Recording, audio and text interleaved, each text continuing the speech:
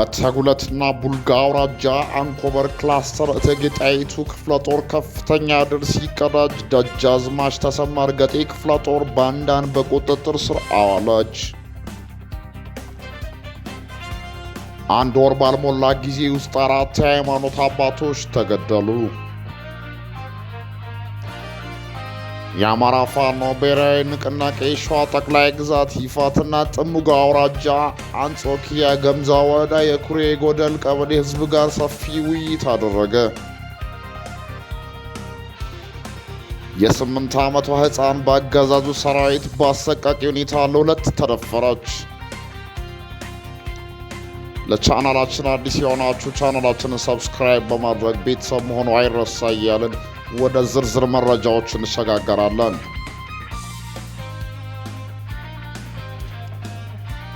የአማራ ፋኖ ብሔራዊ ንቅናቄ ሸዋ ጠቅላይ ግዛት ይፋትና ጥሙጋ አውራጃ አንጾኪያ ገምዛ ወረዳ የኩሬ ጎደል ቀበሌ ህዝብ ጋር ሰፊ ውይይት ተደረገ።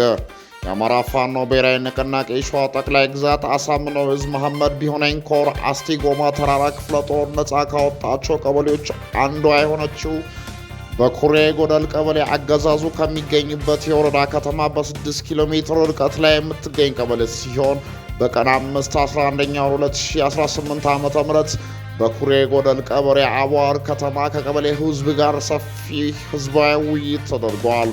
ህዝቡ ሴት ወንድ ሳይል በነቂስ ወጥቶ ስብሰባውን የተሳተፈ ሲሆን መድረኩን የመሩት የአማራ ፋኖ ብሔራዊ ንቅናቄ ወታደራዊ ቃል አቀባይ አበበ ሙላቱና ሌሎችም የእዝ የኮርና የክፍለ ጦር አመራሮች ተገኝተዋል። ለመወያያ የተመረጡ አጀንዳዎች የትግላችን ገፊ ምክንያቶች፣ ትግላችን ያለበት ደረጃ፣ ልማትና ትግል እንዲሁም ህዝባዊ አደረጃጀትን ማጠናከር የሚሉ ናቸው።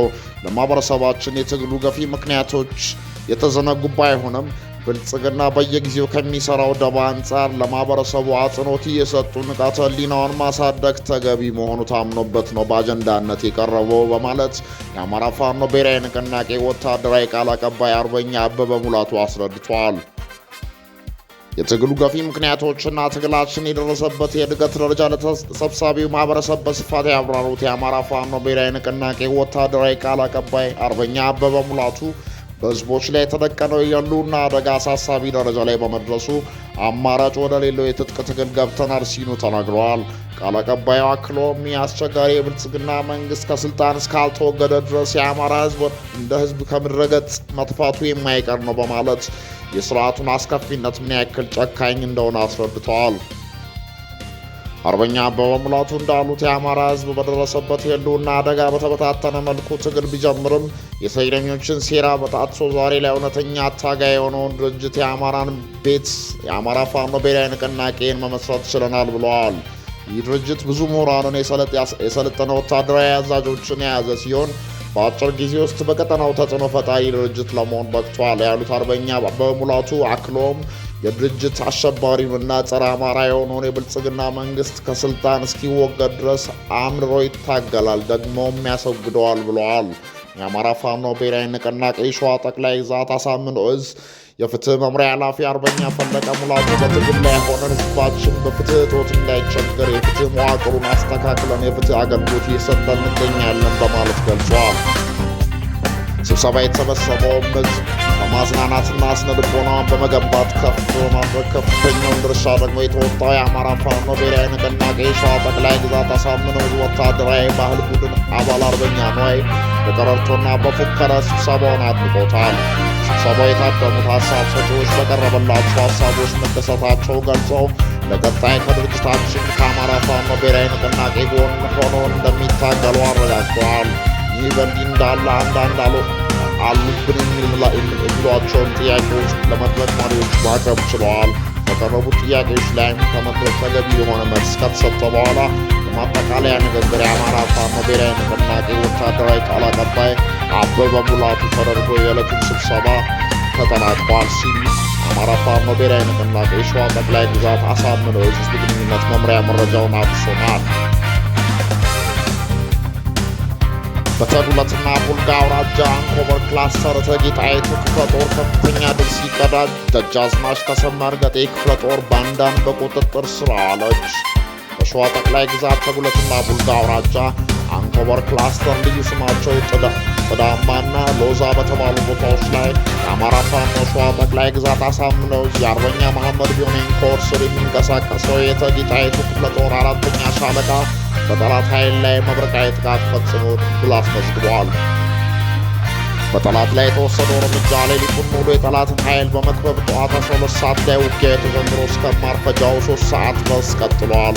በሁለት አቅጣጫዎች ወደ ጠላት በመጠጋት የጠላትን ምሽጎች ሰብሮ መግባት ሲሆን በዚህም ከፍተኛ ሰብአዊና ኪሳራ የደረሰበት የጠላት ኃይል ሙትና ቁስለኛቸውን ተሸክመው ምሽጉን ጥሎ ለመፈጠጥ ተገደዋል። በጠላት ላይ የደረሰ ጉዳት 4 የሞተ መከላከያ አባል፣ 8 የቆሰለ መከላከያ አባል። በተያያዘ ዜና የደጃዝማች ተሰማ እርገጤ ክፍለ ጦር የስርዓቱ ቅጥረኛ የሆነው አቶ አለሙ ደጀኔ ቀደም ሲል በሸዋሮቢት ከተማ አስተዳደር 3 ቀበሌ የሚሊሻ አባል የነበረው ለአገዛዙ መረጃ ሲያቀብል በሸዋሮቢት 06 ቀበሌ በቁጥጥር ስር ውሏል። ግለሰብ መሳሪያው የመሸከም አቅሙ ሲዳከም በፋኖ ቀጠና በቀን ሰራተኝነት ተሰማርቶ መረጃ እንዲያቀብል ተልዕኮ ተሰጥቶ ሲሰራ እንደነበር ግለሰቡ ቃሉን ሰጥቷል። በወር 1500 ብር የተከፈለው ግዳጁን ሲያሳካ 50 ሺህ ብር እንደሚከፈለውም ተፈራርሞ እንደመጣ ተናግሯል ሲል የሸዋ ጠቅላይ ግዛት አሳምነው የህዝብ ግንኙነት መምሪያ ዘግቧል። የ8 ዓመቷ ሕፃን በአገዛዙ ሰራዊት በአሰቃቂ ሁኔታ ለሁለት ተደፈረች።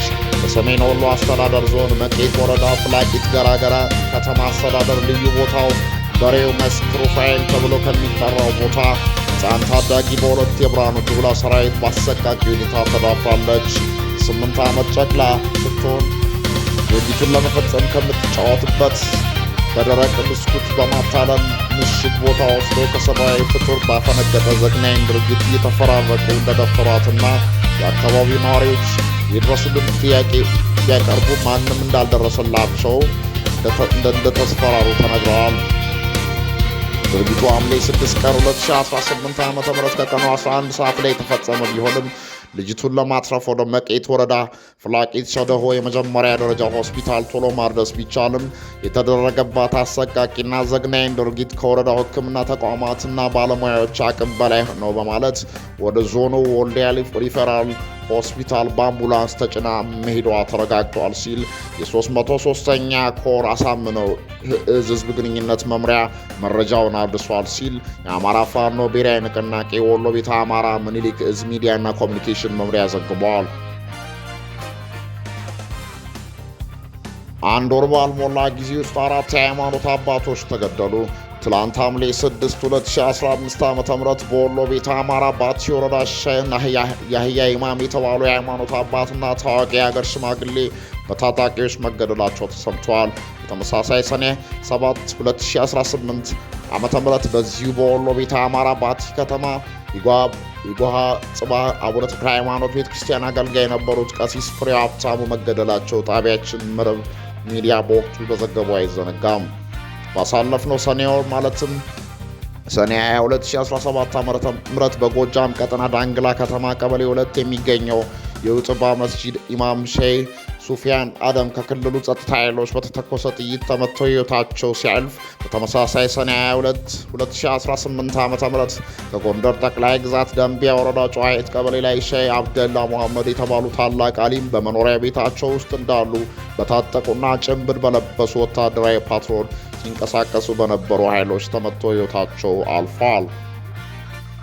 ከወትሮ በተለየ ሁኔታ ከሰኔ 17 2018 ዓ.ም ጀምሮ የቤተ ክርስቲያን ቀሳውስትን እንዲሁም የመስጂድ ኢማሞችንና አሊሞችን በመግደል የሃይማኖት ግጭትን የመቀስቀስ ሴራውን አባብሶ የቀጠለው የብልጽግናው አገዛዝ በአማራ ክልል በተለያዩ አካባቢዎች አንድ ወር ባልሞላ ጊዜ ውስጥ 4 ታላላቅ የሃይማኖት አባቶችን ገድለዋል። ጀንበር ያዘገዘገችበት የብልጽግናው አገዛዝ የህዝብን ትኩረት በማስቀየር የእፎይታ ጊዜ ለማግኘት የስልጣን ዕድሜውን ለማራዘም እንዲሁም በፋኖ ይወሰድብኛል ብሎ የሰጋውን የመጨረሻ እርምጃ ለማጓተት በማሰብ የተመረጡ የአማራ ክልል አካባቢዎች ላይ በክርስትና ሃይማኖትና በእስልምና ሃይማኖት አባቶች ላይ ግድያ በመፈጸም ሃይማኖታዊ ግጭትን ለመቀስቀስ በህቡ ገዳይ ቡድን አዋቅሮ ማሰማራቱን ታማኝ ወታደራዊ ምንጮችን ዋቢ አድርጎ መዘገቡ አይዘነጋም። በኢትዮጵያ ለዘመናት በወንድማማችነትና በመከባበር አብሮ የኖረው ሕዝብ በሃይማኖት ሽፋን እርስ በርስ ለማጋጨት የብልጽግናው አገዛዝ በስውር ያደራጃቸው ገዳይ ቡድኖች የሃይማኖት አባቶችን በመግደል ላይ መሆናቸው ተጋልጧል። ይህ መሰሪያ አካሄድ አገዛዙ የሕዝቡን አንድነት ለመበተንና በአገሪቱ ውስጥ ያልተረጋጋ ሁኔታን ለመፍጠር ስልጣኑን ለማቆየት የሚጠቀምበት የመጨረሻ የጥፋት ካርድ መሆኑ ታውቋል። በተደራጁ የብልጽግና ጥፋት ኃይሎች የተፈጸመ ያለው ይህ ጭካኔ ተግባር የኦርቶዶክስ ተዋሕዶና የእስልምና እምነት ተከታዮችን እርስ በርስ ለማጋጨት የታለመ በመሆኑ ሕዝቡ የጥፋት ሴራውን በመረዳት በንቃት ተደራጅቶ ራሱንና የሃይማኖት አባቶቹን እንዲሁም የሀገሪቱን የዘመናት ወንድማማችነት እሴት ሊጠብቅ እንደሚገባ የሁለቱም እምነት ተቋማት አባቶች ጥሪ አቅርበዋል። ለዕለቱ የያዝናቸው መረጃዎችን የሚመስሉ ነበር። መልካም ጊዜ፣ መልካም ቆይታ።